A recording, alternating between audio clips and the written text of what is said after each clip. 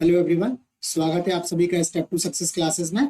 आज के वीडियो में हम लोग कंप्यूटर और सूचना प्रौद्योगिकी, कंप्यूटर एंड इंफॉर्मेशन टेक्नोलॉजी के क्वेश्चंस की एक सीरीज स्टार्ट की है जो यूपी ट्रिपल एससी, जो उत्तर प्रदेश अधीनस्थ कर्मचारी चयन आयोग है, ठीक है, सबऑर्डिनेट स्टाफ सिलेक्शन कमीशन, उसके एग्जाम्स के लिए कंप्यूटर और सूचना प्रौद्योगिकी के जो अति महत्वपूर्ण क्वेश्चंस हैं उन क्वेश्चंस की सीरीज स्टार्ट की है। उस सीरीज में आज हमारा ये तीसरा वीडियो है, ठीक है। दो वीडियो इसके ऑलरेडी आउट हो गए हैं। आज का ये पार्ट 3 है, तीसरा वीडियो है, जिसमें क्वेश्चन नंबर 101 से लेके 150 तक हम लोग डिस्कस करने वाले हैं। और अभी यूपी ट्रिपल एससी का जो अभी हाल में एग्जाम आने वाला है कनिष्ठ सहायक का या जूनियर असिस्टेंट का, तो उस परीक्षा की दृष्टि से भी ये क्वेश्चन जो है आपके बहुत महत्वपूर्ण है, ठीक है। इस वाले वीडियो में हम लोगों ने कंप्यूटर और इंफॉर्मेशन टेक्नोलॉजी दोनों के क्वेश्चन मिक्स करके डिस्कस किए। तो स्टार्ट करते हैं अपने पहले क्वेश्चन से आज के इस वीडियो के, जो कि इस सीरीज का 101वां क्वेश्चन है। क्वेश्चन है reusable optical storage, short form होगा ऑप्शन से सीडी, ऑप्शन बी है सीडी आरडब्ल्यू, डीवीडी और रोम। तो इसका जो आपका सही जवाब है वो ऑप्शन बी है। जो रीयूजेबल ऑप्टिकल स्टोरेज है उसको आप सीडी आरडब्ल्यू बोलते हैं, C for compact, D for disc, R for read and W for write. तो compact disc, read and write, अर्थात इसको आप बार बार लिख सकते हैं, ठीक है, और बार बार इसको पढ़ सकते हैं, अर्थात इसको रीयूज कर सकते हैं, ठीक। तो इसका नाम हो गया CDRW। नेक्स्ट क्वेश्चन देखते हैं। नेक्स्ट क्वेश्चन है बिजली बंद कर दिए जाने के बाद जो स्टोरेज अपना डेटा रखती है उसे कहते हैं। ऑप्शन है volatile storage, non volatile storage, sequential storage और डायरेक्ट स्टोरेज। तो इसका जो सही जवाब है आपका ऑप्शन बी है। जो बिजली बंद कर दिए जाने के बाद भी अपना डाटा स्टोर रखती है उसको नॉन वोलेटाइल स्टोरेज बोलते हैं, जबकि बिजली बंद कर दिए जाने पर जो अपने डेटा को क्या कर देती है, इरेज कर देती है, उसको हम लोग वोलेटाइल स्टोरेज बोलते हैं, ठीक है। तो इसका बी ऑप्शन सही है। अगले क्वेश्चन पे चलते हैं।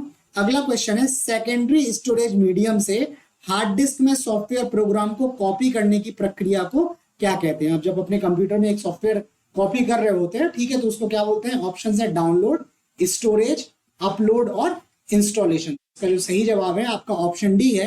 जब आप सेकेंडरी स्टोरेज मीडियम से आप हार्ड डिस्क में कोई सॉफ्टवेयर प्रोग्राम को ट्रांसफर करते हैं तो उसको क्या बोलते हैं, इंस्टॉलेशन बोलते हैं, अर्थात अपने प्रोग्राम कंप्यूटर में आप कोई सॉफ्टवेयर जो है इंस्टॉल कर रहे होते हैं।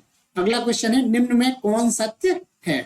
ऑप्शन ए है CD ROM drive expansion slots में लगाए जाते हैं, ठीक है। दूसरा है फ्लैश में प्रोग्राम स्थायी होते हैं, रोम में प्रोग्राम स्थायी होते हैं, सीडी रोम में प्रोग्राम दोबारा लिखे जा सकते हैं।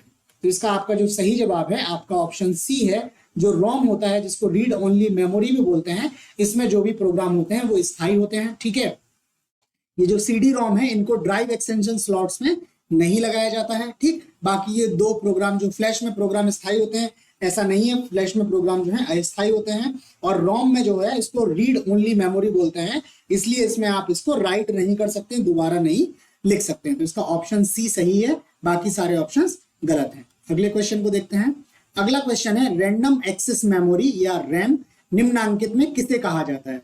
ये आंसर मैंने पहले ही बता दिया, रैम, पीरोम और उपयुक्त सही। तो इसका जो सही जवाब है आपका ऑप्शन आपका ए है, रैम या RAM, रैंडम एक्सेस मेमोरी को हम लोग RAM लिखते हैं, ठीक है। नेक्स्ट क्वेश्चन को देखते हैं। नेक्स्ट क्वेश्चन है कंप्यूटर बंद होने पर के कंटेंट्स निकल जाते हैं। यहाँ पे आपको स्पेस में भरना है, क्या है, स्टोरेज, इनपुट, आउटपुट और मेमोरी। तो इसका जो सही जवाब है आपका ऑप्शन डी है। ये कंप्यूटर अगर बंद हो जाता है तो कंटेंट होते हैं, मतलब जो आपका मेमोरी जो रीड राइट में यूज हो रही होती है उस टाइम पे किसी प्रोग्राम को चलाने के लिए, तो वो सारे कंटेंट क्या हो जाते हैं, इरेज हो जाते हैं, निकल जाते हैं। जबकि स्टोरेज में आपका अगर कोई कंटेंट रहता है तो कंप्यूटर के बंद होने पर भी वो आपका उसमें बना रहता है। अगले क्वेश्चन पे चलते हैं। अगला क्वेश्चन है निम्नलिखित में से कौन सा कंप्यूटर का बिल्ट इन मेमोरी है, ठीक है। कंप्यूटर का बिल्ट इन मेमोरी मतलब कंप्यूटर के साथ बन के आता है। ऑप्शन है ईरोम, रोम, ईरैम और प्रोम। तो इसका जो सही जवाब है आपका ऑप्शन बी है। ये रोम जो है वो कंप्यूटर का बिल्ट इन मेमोरी है, ठीक है।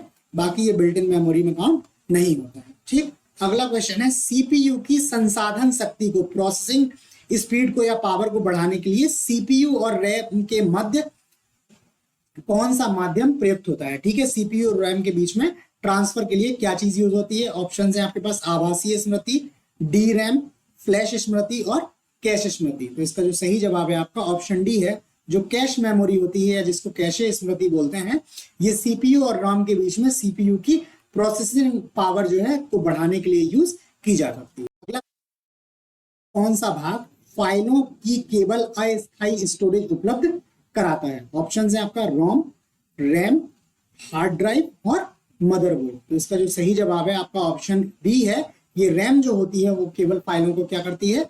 अस्थायी रूप से स्टोर करती है। अगला क्वेश्चन देखते हैं। सीडी रोम का पूर्ण रूप है? ऑप्शन है core disc read only memory, compact disc read only memory, circular disc read only memory और इनमें से कोई नहीं। तो इसका जो सही जवाब है आपका ऑप्शन बी है। ये इसका जो सीडी रोम है इसका पूरा नाम है compact disc read only memory. ठीक है, अगले क्वेश्चन पे।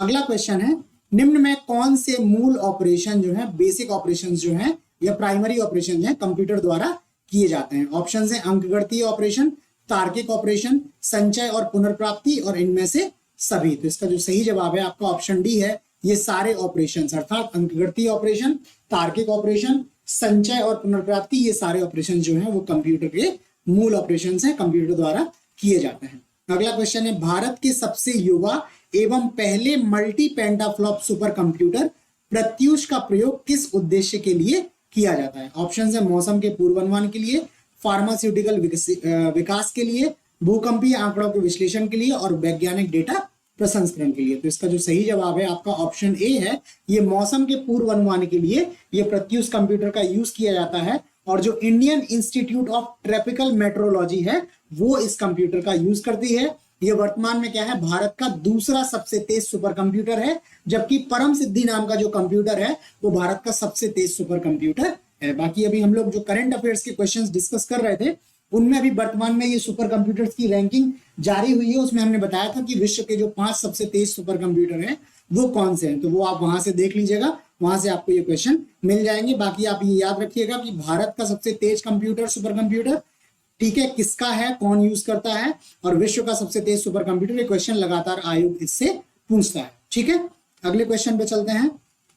अगला क्वेश्चन है, पहला माइक्रो प्रोसेसर 4004 किस बनाया गया? कंपनी का नाम बता रहे हैं। ऑप्शंस हैं एन ओशियन प्राइवेट कंपनी, दूसरा इंटेल कॉर्पोरेशन, PLX डिवाइसेस और एनवीडिया कॉर्पोरेशन। तो इसका जो सही जवाब है आपका ऑप्शन बी है। ये इंटेल कॉर्पोरेशन द्वारा जो है पहला माइक्रो प्रोसेसर बनाया गया था। अगला क्वेश्चन है, MS वर्ड या जिसको माइक्रोसॉफ्ट वर्ड बोलते हैं का प्रयोग मूलतः किया जाता है? ऑप्शन है डेटाबेस सृजित करने में, डेटा का विश्लेषण करने में, विभिन्न प्रलेख तैयार करने में और स्लाइड तैयार करने में। तो आप MS वर्ड का जो यूज करते हो वो प्रलेख तैयार करने के लिए यूज करते हो, स्लाइड तैयार करने के लिए आप पावर पॉइंट का यूज करते हो। ठीक है, तो इसका जो सही जवाब होगा आपका ऑप्शन सी होगा, विभिन्न प्रलेख तैयार करने के लिए। अगले क्वेश्चन पे चलते हैं। अगला क्वेश्चन है, निम्न में कौन लैंग्वेज AI, ठीक है, डेवलपमेंट से संबंधित है? ऑप्शन है C language, C++ language, Java language और प्रोलॉग लैंग्वेज। तो AI के लिए जो लैंग्वेज यूज होती है वो प्रोलॉग लैंग्वेज यूज होती है। वर्तमान में जो AI है वो बहुत ज्यादा यूज में है, बहुत ज्यादा चर्चा में है, लगातार नए नए टूल्स आ रहे हैं AI के लिए, तो इसलिए ये क्वेश्चन आपका बहुत इंपॉर्टेंट है। ठीक, और AI जो है वो प्रोलॉग लैंग्वेज को यूज करता है। ठीक, अगला क्वेश्चन है, कंप्यूटर में AI का अर्थ है? ऑप्शन है air India, anti mortem injury, artificial intelligence और नन ऑफ दीज। तो इसका जो सही जवाब है आपका ऑप्शन सी है। ये कंप्यूटर में जो AI यूज हो रहा है ये आर्टिफिशियल इंटेलिजेंस है और ये कौन सी प्रोग्रामिंग लैंग्वेज यूज करता है? प्रोलॉग लैंग्वेज को यूज करता है। इसके AI के डेवलपमेंट से ये प्रोलॉग लैंग्वेज संबंधित है। ठीक है, अगले क्वेश्चन पे चलते हैं। अगला क्वेश्चन है, निम्नलिखित में कौन इंटरनेट ऑफ थिंग्स की विशेषता है? ऑप्शन है connectivity, dynamic and self adapting और स्केलेबिलिटी। ठीक है, ऑप्शन है आपके पास A और B दोनों, B और C दोनों, सभी विकल्प और A और C दोनों। तो आप देखेंगे जो इंटरनेट ऑफ थिंग्स है इसमें ये क्या करता है, कंप्यूटर से या आपके मोबाइल से इंटरनेट के जरिए क्या करता है, बाकी घर के जो अप्लायंसेज हैं लाइक टीवी है, फ्रिज है, ठीक है, आपकी मशीन्स हैं, वॉशिंग मशीन्स हैं, आपके स्पीकर्स हैं, साउंड्स वगैरह हैं, इन सबको क्या करता है ये वाईफाई के माध्यम से कनेक्ट करता है। तो कनेक्टिविटी इसमें है ही, डायनेमिक सेल्फ अडॉप्टिंग ये है और स्केलेबिलिटी, इसमें ये तीनों चीज हैं। तो इसका जो आपका आंसर हो जाएगा वो सी हो जाएगा सभी विकल्प। आजकल आप देखोगे आप अपने घर के बल्ब्स को भी आप मोबाइल के थ्रू क्या कर सकते हो, कंट्रोल कर सकते हो। तो इन्हीं सब चीजों को क्या बोलते हैं, इंटरनेट ऑफ थिंग्स बोलते हैं। ठीक है, ये भी आजकल बहुत ज्यादा चर्चा में है और लगभग सभी कंपनियां इसमें बहुत रिसर्च कर रही हैं। अगला क्वेश्चन है, कंप्यूटर के क्षेत्र में लीफो का पूर्ण रूप क्या है? ऑप्शन है left in first out, last in finish out, last in first out और लास्ट इन फर्स्ट आउट। ठीक है, ये 2 बार आ गया है लास्ट इन फर्स्ट आउट। ठीक, तो इसका जो ऑप्शन सही है वो आपका ऑप्शन सही है। लीफो जो होता है इसका फुल फॉर्म है लास्ट इन फर्स्ट आउट। ये कंप्यूटर की टर्मिनोलॉजी है कुछ, ठीक है, वो आप इनका फुल फॉर्म याद कर लीजिएगा, डिटेल में मत जाइएगा, डिटेल आपके यूज का है भी नहीं, ये थोड़े हायर लेवल की चीजें हैं। ठीक है, बट इनका फुल फॉर्म कई बार जो है वो परीक्षा में पूछ लिया जाता है। अगला क्वेश्चन देखते हैं। अगला क्वेश्चन है, प्रिंटिंग से पहले पेज का पूर्वावलोकन, जिसको प्रिंट प्रीव्यू भी बोलते हैं, ठीक है, करने के लिए किस शॉर्टकट कुंजी का उपयोग किया जाता है? अभी हम लोग पहले क्वेश्चन डिस्कस कर रहे थे तो उसमें भी कुछ शॉर्टकट कीज के हमने बारे में चर्चा की थी और आपसे बोला भी था कि आप लोग ये शॉर्टकट कीज देख लीजिए बिकॉज ये आपके पूछे जाते हैं। ऑप्शन है यहाँ पे control F6, control F2, F5। तो इसका जो सही जवाब है आपका ऑप्शन बी है। आप कंट्रोल F5 के थ्रू क्या कर सकते हैं, किसी पेज को प्रिंट करने से पहले उसका प्रिंट प्रीव्यू अर्थात उसका प्रिंट आउट किस तरह का निकलेगा आप वो देख सकते हैं। ठीक है, अगला क्वेश्चन देखते हैं। निम्न में से वर्ड प्रोसेस पैराग्राफ फॉर्मेटिंग में क्या शामिल है? ऑप्शंस है पादांक, अधोरेखन का रंग और पंक्ति अंतराल। ठीक है, तो आप जो पंक्ति अंतराल जो होता है, ठीक है, आप ये एमएस वर्ड प्रोसेस में पैराग्राफ फॉर्मेटिंग के माध्यम से करते हैं। ठीक है, बाकी ये सारी चीजें हैं। ठीक है, अधोरेखांकन यानी अंडरलाइन, ठीक है, ये सारा कुछ आप नहीं करते हैं फॉर्मेटिंग कमांड से, पंक्ति अंतराल को आप फॉर्मेटिंग कमांड से ठीक करते हैं। ठीक है, अगले क्वेश्चन पे चलते हैं। अगला क्वेश्चन है ALU, जिसको अर्थमेटिक एंड लॉजिकल यूनिट बोलते हैं, और कंट्रोल यूनिट को एक साथ आमतौर पर किस रूप में जाना जाता है? ऑप्शन है input unit, processor, storage unit और आउटपुट यूनिट। तो इसका जो सही जवाब है आपका ऑप्शन बी है। ये जो ALU है और कंट्रोल यूनिट है ये मिलकर क्या करते हैं, प्रोसेसर का निर्माण करते हैं, CPU का निर्माण करते हैं। ठीक है, अगला क्वेश्चन है, वैश्विक मौसम पूर्वानुमान में किसका उपयोग किया जाता है? ठीक है, ऑप्शन है mini computer, hybrid computer, micro computer और सुपर। तो इसका जो सही जवाब है वो ऑप्शन डी है। इस तरह के जो डेटा है इनका विश्लेषण करने के लिए आप मौसम का पूर्वानुमान लगाते हैं तो उसमें आपको विभिन्न तरह के डेटा का विश्लेषण करना होता है, कुछ ट्रेंड्स होते हैं, उनके बेसिस पे आप इसका पूर्वानुमान लगा लेते हैं। और इस तरह का डेटा मैनेज करने के लिए क्या है, आपको सुपर कंप्यूटर की जरूरत होती है, उससे नीचे के कंप्यूटर जो है काम नहीं कर पाते हैं। बाकी एक सुपर कंप्यूटर प्रत्युष के बारे में हम लोग ऑलरेडी जो है चर्चा कर चुके हैं, जो मौसम के बारे में ही जानकारी देता है। अगला क्वेश्चन देखते हैं। अगला क्वेश्चन है, किस कंप्यूटर जनरेशन ने आईसी या इंटीग्रेटेड सर्किट को VLSI very large scale integration circuit में बदल दिया है? मतलब आईसी की जगह पे VLSI आ गया है। ठीक है, ऑप्शन है आपके पास फोर्थ, फर्स्ट, सेकंड और इसका जो सही जवाब है आपका ऑप्शन ए है। जो चतुर्थ पीढ़ी के फोर्थ जनरेशन के कंप्यूटर्स हैं उनमें आईसी की जगह VLSI का यूज होता है। ठीक है, ठीक, थर्ड जनरेशन में जो है वो आईसी का यूज होता था और अभी फिफ्थ जनरेशन के कंप्यूटर्स भी आपके आ गए हैं। आप कोशिश कीजिएगा कि आप मोबाइल के थ्रू या इंटरनेट के थ्रू देख लें कि सारे ये कौन कौन से जनरेशन के कंप्यूटर्स में क्या क्या यूज होता है, क्या चेंज है जिससे इनका जनरेशन चेंज हो जाता है। ठीक है, अगला क्वेश्चन है, लिनक्स एक ऑपरेटिंग सिस्टम है? ऑप्शन है मैक, विंडोज, माइक्रोसॉफ्ट और ओपन सोर्स। तो इसका जो सही जवाब है आपका ऑप्शन डी है। जो लिनक्स है एक ओपन सोर्स ऑपरेटिंग सिस्टम है। बाकी आपका मैक जो है, विंडोज है, ये भी आपके क्या है, ऑपरेटिंग सिस्टम्स हैं। ठीक है, विंडोज तो आप लोग लैपटॉप में देखते हैं, आप लोग लैपटॉप पे जो पड़ा होता है वो आपका विंडोज पड़ा रहता है। आप लोग विंडोज 10 यूज कर रहे होते हैं, कई लोग 11 यूज कर रहे होंगे, तो विंडोज है। मैक जो है वो एप्पल जो अपने कंप्यूटर्स में यूज करता है उसको मैक बोलते हैं। बाकी लिनक्स भी किसी तरह का ऑपरेटिंग सिस्टम है जो ओपन सोर्स है। ठीक है, इसको भी आप अपने कंप्यूटर में यूज कर सकते हैं। क्वेश्चन पे चलते हैं। अगला क्वेश्चन है, फ्लिन ने कंप्यूटर की कितनी श्रेणियों का वर्णन किया था? ऑप्शन है 3, 4, 1 और जो सही जवाब है आपका ऑप्शन बी है। फ्लिन ने कंप्यूटर की 4 श्रेणियों का वर्णन किया है। ये चारों श्रेणियों की डिटेल में आपको जाने की आवश्यकता नहीं है, मेरे हिसाब से नहीं पूछा जाएगा, बट आपको ये पता होना चाहिए, नाम से आप याद कर लीजिएगा कि कोई फ्लिन है जिन्होंने कंप्यूटर को 4 श्रेणियों में वर्गीकृत किया है। अगला क्वेश्चन है, कंप्यूटर के क्षेत्र में उभरती नवीन प्रौद्योगिकी क्या है, हम लोग देख लेते हैं। इंटीग्रेटेड सर्किट जो है, ठीक है, पैरेलल प्रोसेसिंग सिस्टम, सेमीकंडक्टर प्रौद्योगिकी और ट्रांजिस्टर प्रौद्योगिकी। तो आप इसमें देखोगे जब आप पहले कंप्यूटर पढ़ोगे तो पहले ट्रांजिस्टर प्रौद्योगिकी आई हुई थी, उसके बाद सेमीकंडक्टर आए थे। पहले ट्रांजिस्टर्स यूज होते थे, फिर सेमीकंडक्टर यूज होने लगे, फिर आईसी बनने लगने लगी, ठीक है। और वर्तमान में जो सबसे नवीन है ये है पैरेलल प्रोसेसिंग सिस्टम, जिसमें एक ही समय में कई सारी चीजें पैरेलली प्रोसेस होती हैं। लाइक आप कंप्यूटर में क्या है, गेम भी खेल रहे होते हैं, आप गाने भी सुन रहे होते हैं, ठीक है। अगर कोई आपका अर्जेंट काम आता है तो आप इन दोनों चीजों को रोक के आप कोई नया काम करना स्टार्ट कर लेते हैं, ठीक है, और उसको भी पैरेलल में चलाते रहते हैं। तो इस तरह से ये पैरेलल प्रोसेसिंग सिस्टम जो है ये कंप्यूटर के क्षेत्र में नवीन प्रौद्योगिकी है, ठीक। अगले क्वेश्चन पे चलते हैं।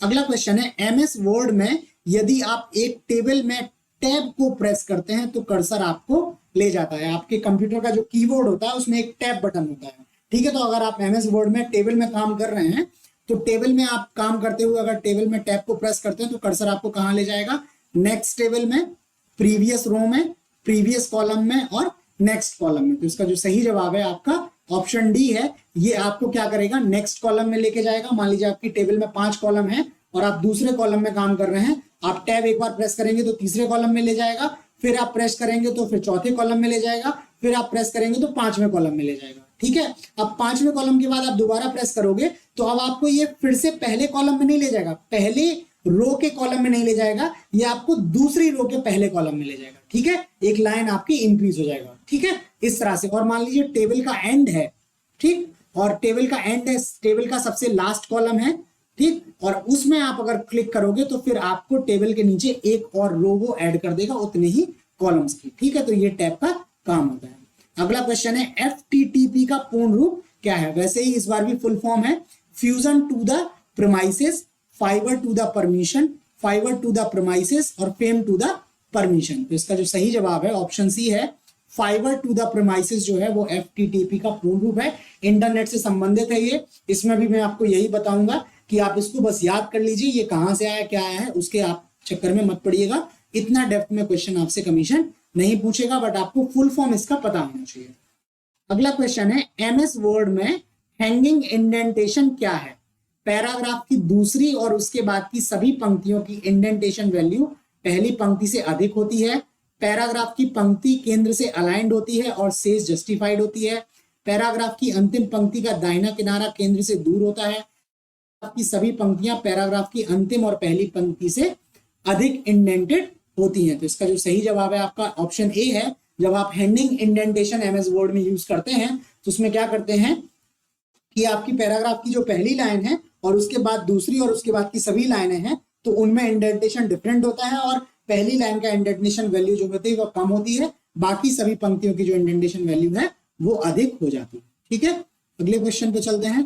अगला क्वेश्चन है डीवीडी, ठीक है क्या है आपको बताना है। ये डीवीडी किस चीज का उदाहरण है। ऑप्शन है hard disk, optical disk, output devices और solid storage device, solid state storage devices. तो इसका जो सही जवाब है, जो डीवीडी जो है ये ऑप्टिकल डिस्क हैं, ठीक है। आपने देखा होगा डीवीडीज को, जिनका फुल फॉर्म भी कई बार पूछा जाता है। डीवीडी का फुल फॉर्म जो होता है वो डिजिटल वर्सेटाइल डिस्क होता है। ये फुल फॉर्म भी बहुत महत्वपूर्ण है। और डीवीडी और सीडी ये दोनों ही क्या है, ऑप्टिकल डिस्क, ठीक है। समझ गए ना आप लोग। ये डीवीडी जो है और सीडी है ये ऑप्टिकल डिस्क है, ठीक। अगले क्वेश्चन पे चलते हैं।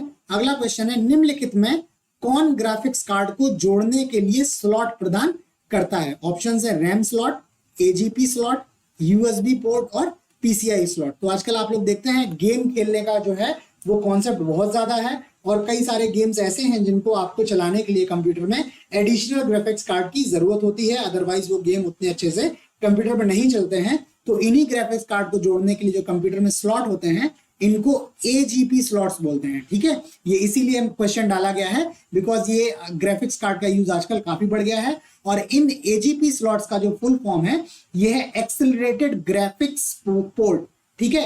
बाकी आप लोग ये क्वेश्चन सुन रहे हैं, वो जो भी डिटेल बता रहे हैं, फुल फॉर्म बता रहे हैं, आप वीडियो को पॉज करके वो फुल फॉर्म लिख सकते हैं बिकॉज ये फुल फॉर्म फिर आपको हो सकता है सुनने के बाद याद ना रहे। तो आप इनको वीडियो को पॉज करके उस पर्टिकुलर स्पॉट पे और ये आप फुल फॉर्म वगैरह और जो भी डिस्क्रिप्शन है वो अगर लिखना चाहें तो आप लिख सकते हैं उसको, ठीक है। अगले क्वेश्चन पे चलते हैं।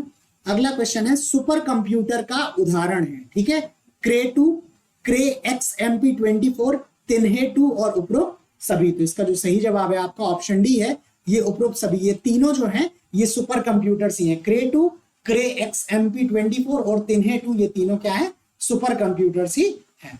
अगला क्वेश्चन है माइक्रोचिप्स बनाने के लिए किस धातु का उपयोग किया जाता है? ऑप्शन कौन, ड्यूराल्यूमिनियम, इस्पात और टंगस्टन।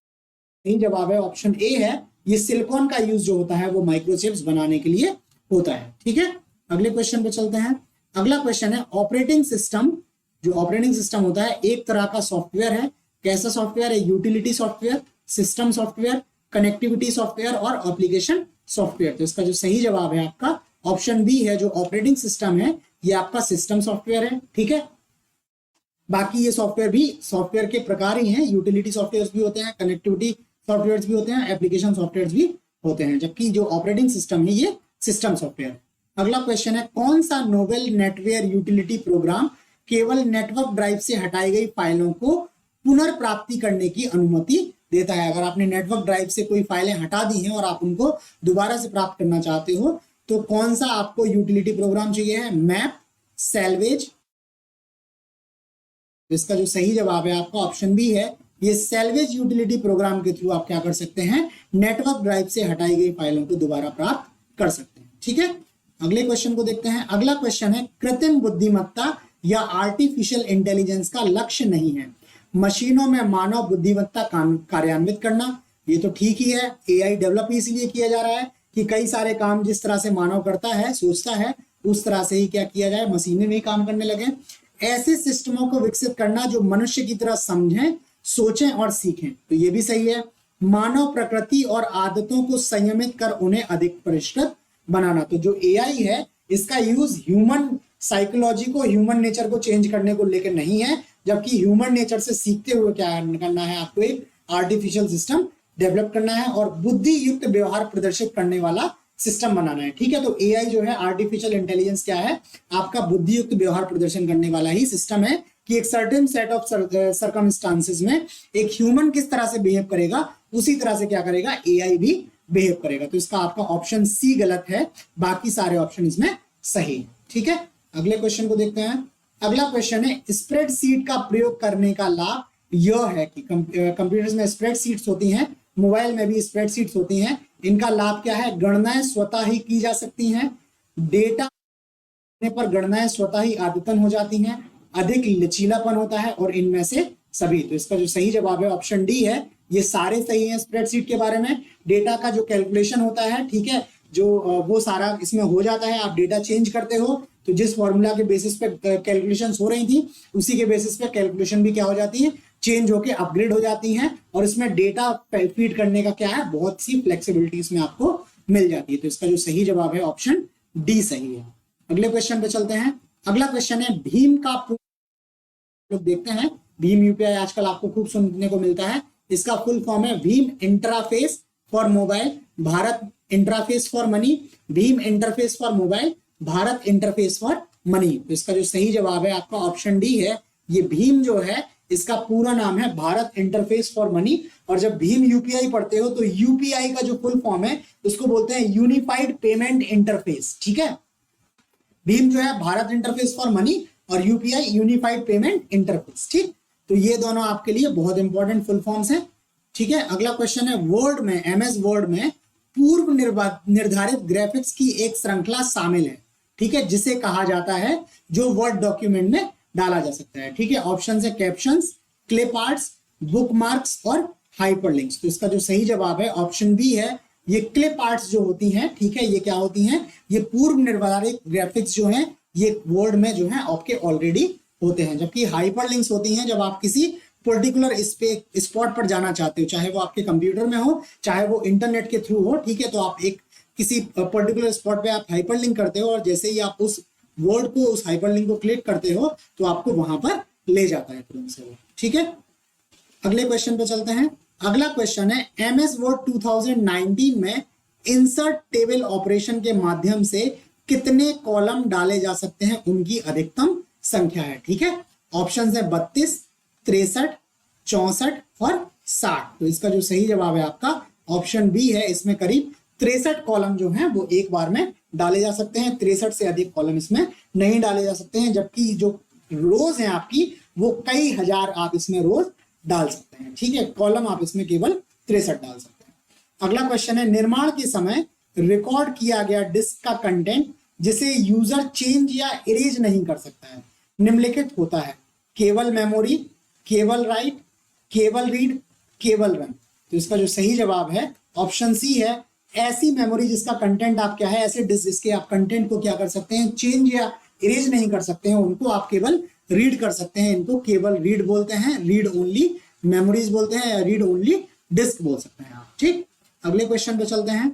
अगला क्वेश्चन है, सबसे कॉमन प्रकार की स्टोरेज डिवाइसें हैं। ऑप्शन है परसिस्टेंट, ऑप्टिकल, मैग्नेटिक और फ्लैश। तो इसका जो सही जवाब है आपका ऑप्शन सी है, मैग्नेटिक। इसमें आप कंफ्यूज मत होइएगा, आजकल फ्लैश ड्राइव जो है, पेन ड्राइव का क्यूब यूज हो रहा है, जबकि सबसे कॉमन जो है वो मैग्नेटिक है, क्योंकि इसको सबसे ज्यादा स्थायी माना जाता है। ठीक है, तो जो पुराने जमाने में आपने देखा हो कि जो कैसेट्स होती थी गाने वगैरह सुनने की, वो मैग्नेटिक टाइप की कैसेट्स होती है, मैग्नेटिक स्टोरेज डिवाइसेस होते हैं, और उनको सबसे कॉमन प्रकार की स्टोरेज डिवाइस माना जाता है। अगला है, जब प्रोसेसर उनका प्रयोग करता है तब डेटा और प्रोग्राम कहाँ रखे जाते हैं? जब कंप्यूटर के प्रोसेसर को किसी डेटा और प्रोग्राम को यूज करना है तो डेटा प्रोग्राम कहाँ आ जाते हैं? ऑप्शन है main memory, secondary memory, disk memory और प्रोग्राम मेमोरी। तो इसका जो सही जवाब है ऑप्शन ए है, मेन मेमोरी में ये कंप्यूटर का डेटा और प्रोग्राम जो है आ जाते हैं जब प्रोसेसर उनका यूज कर रहा होता है। अगला क्वेश्चन है, सेव कर कंप्यूटर बंद करने पे भी आपका डेटा यथावत रहेगा, मतलब डेटा आपका डिलीट नहीं होगा।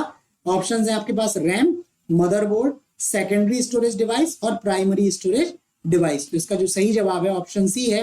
अगर आपने कोई डेटा सेकेंडरी स्टोरेज डिवाइस में, हार्ड डिस्क वगैरह में आपने सेव कर रखा है, ठीक है, तो कंप्यूटर को आप बंद भी कर देंगे तो भी आपका डेटा क्या रहेगा, सुरक्षित रहेगा। जबकि अगर रैम में आपने या प्राइमरी स्टोरेज डिवाइसेस में आपका डेटा है तो कंप्यूटर के ऑफ होते ही वो डेटा क्या हो जाता है, इरेज हो जाता है। ठीक है, अगला क्वेश्चन है, किसी स्टोरेज मीडियम में स्टोरेज की जा सकने वाली डेटा की अधिकतम मात्रा को क्या कहते हैं? ऑप्शन है magnetic storage, optical storage, solid state storage और स्टोरेज क्षमता। तो इसको जो सही जवाब है आपका ऑप्शन डी है, स्टोरेज क्षमता या स्टोरेज कैपेसिटी है वो डेटा की अधिकतम मात्रा है जिसको किसी स्टोरेज मीडियम के थ्रू क्या किया जा सकता है, स्टोर किया जा सकता है।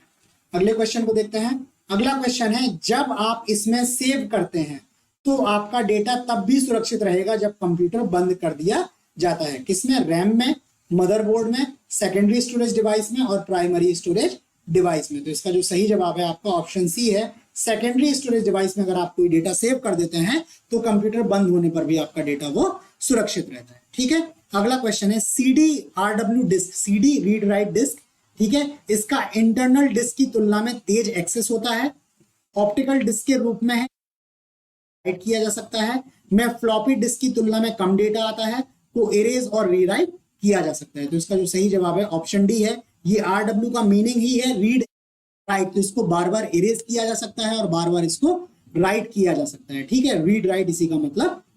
ठीक, अगले क्वेश्चन पे चलते हैं।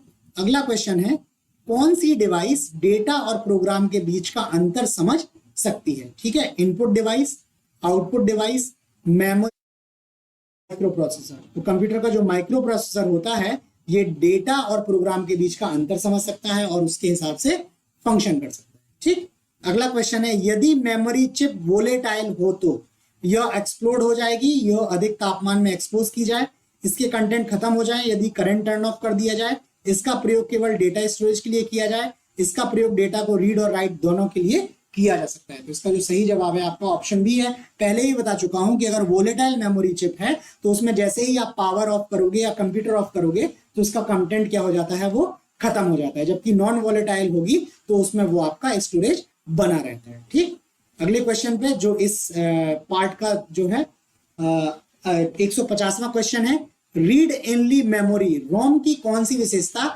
उसे उपयोगी बनाती है? ठीक है, ऑप्शन है आपके पास, रोम जानकारी को आसानी से अपडेट किया जा सकता है, रोम में डेटा को खतरा नहीं होता, बिजली ना होने पर भी उसमें रहता है, रोम विशाल सस्ता डेटा स्टोरेज उपलब्ध कराता है, रोम चिपों की अलग अलग ब्रांड के कंप्यूटर में आसानी से अदला बदली की जा सकती है।